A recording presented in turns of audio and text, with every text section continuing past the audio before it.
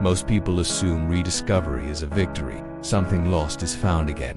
Knowledge returns, mystery solved. But rediscovery is rarely that simple. Because when humanity finds something it once knew, the discovery doesn't just reveal the past, it exposes a gap, a silent period where that knowledge was gone. And that gap raises a question most people never think to ask. How many times has this already happened without us realizing it? When historians uncover a forgotten manuscript or archaeologists decode an ancient method, we tend to focus on what was found, the technique, the idea, the invention. But the more unsettling story is the time in between, the centuries or millennia when no one on Earth knew that knowledge existed. Entire generations lived, died, built societies, solved problems, without access to something humanity had already figured out once before. That means progress is not cumulative in the way we imagine. It doesn't stack neatly, it resets, it stalls, it detours. Sometimes it vanishes and starts again from zero. Civilization doesn't move like an arrow. It moves like a signal that keeps cutting in and out. There have been moments in history when people independently rediscovered principles that had already been understood long ago. To them it felt like invention, breakthrough, genius. But from a longer timeline it was repetition. The same insight appearing again because the original version didn't survive, not improved, not expanded, simply returned. This changes how we think about intelligence. We often credit individuals as if they created ideas from nothing. But many discoveries may be less like lightning strikes and more like echoes. The conditions become right. The question emerges again. And eventually, someone arrives at an answer that once existed in another time, in another mind, in another world that no longer exists. Sometimes rediscovered knowledge arrives incomplete. A fragment of a method without its explanation. A result without its process. Instructions without context. And when that happens, modern interpreters fill in the gaps. They guess, they reconstruct, they theorize, which means what we call rediscovery is often part recovery, part interpretation. We don't always recover the past. Sometimes we rebuild it. And there's another complication. When knowledge disappears long enough, the world changes around it. Materials change. Language changes. Priorities change.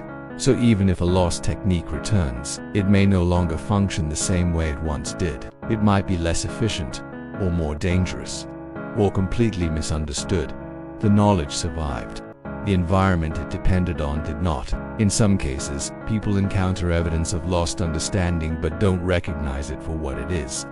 They see a structure they can't explain, a mechanism they can't replicate, a text they can't decode. The knowledge is technically present, physically preserved, but functionally extinct. It exists, but no one alive can use it. That state is more fragile than disappearance. Because when something is gone, people know it's gone. But when something survives without being understood, it can be ignored, misclassified, dismissed. Rediscovery sometimes requires not just finding information, but realizing that what you found matters. And that realization doesn't always happen immediately. There have been discoveries that sat unnoticed for decades before anyone recognized their significance. Objects stored in archives, documents filed away, artifacts labeled incorrectly. The knowledge was already back in human hands, just not in human awareness, which suggests something even stranger. Humanity may currently possess lost knowledge that it doesn't realize it possesses. There may be texts no one has studied carefully enough, data no one has interpreted correctly, observations recorded but never understood, not hidden, not encrypted, just overlooked, waiting for the right perspective to make them meaningful. Rediscovery also reveals how dependent knowledge is on interpretation. Information alone is not enough. Someone has to understand it. An understanding is shaped by culture, language, assumptions, and expectations.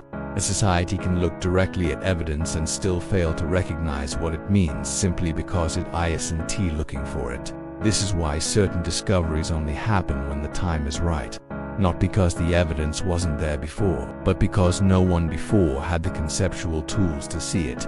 The data existed. The insight did not. Seen this way, rediscovery is less like uncovering buried treasure and more like tuning a frequency. The signal was always there. Humanity just didn't know how to receive it yet. There's a pattern hidden in this process. Knowledge tends to return when conditions resemble the ones that produced it the first time. Similar problems create similar solutions. Similar constraints lead to similar innovations. It's not coincidence, it's convergence. Given enough time, minds facing the same reality often arrive at the same conclusions. That means some discoveries may be inevitable, not because they're easy, but because reality only allows so many ways to solve certain problems. Lose the solution, and eventually someone else will find it again, not by copying by necessity.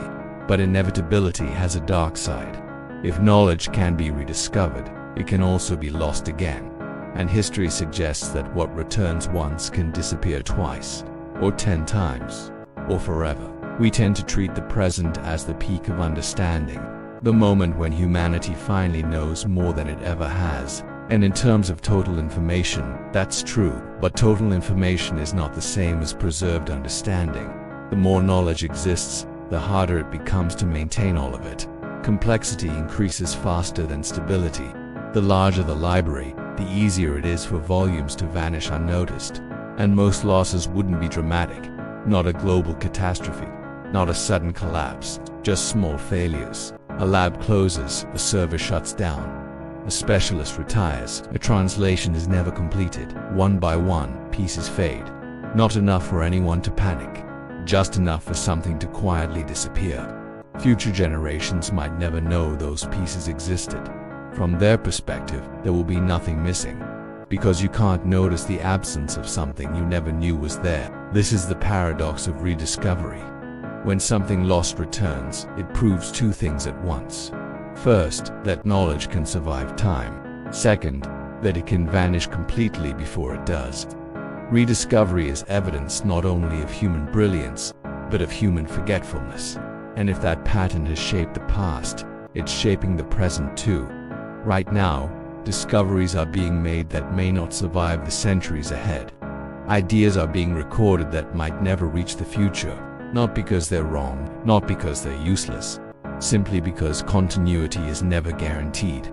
Civilization doesn't preserve everything, it preserves whatever it manages to carry forward, which means somewhere in the distant future, people may rediscover truths that are already known today. They may celebrate them as breakthroughs, teach them as new insights, build technologies around them, all without realizing they're walking a path humanity has already walked once before. And if that happens, they won't see it as repetition. They'll see it as progress.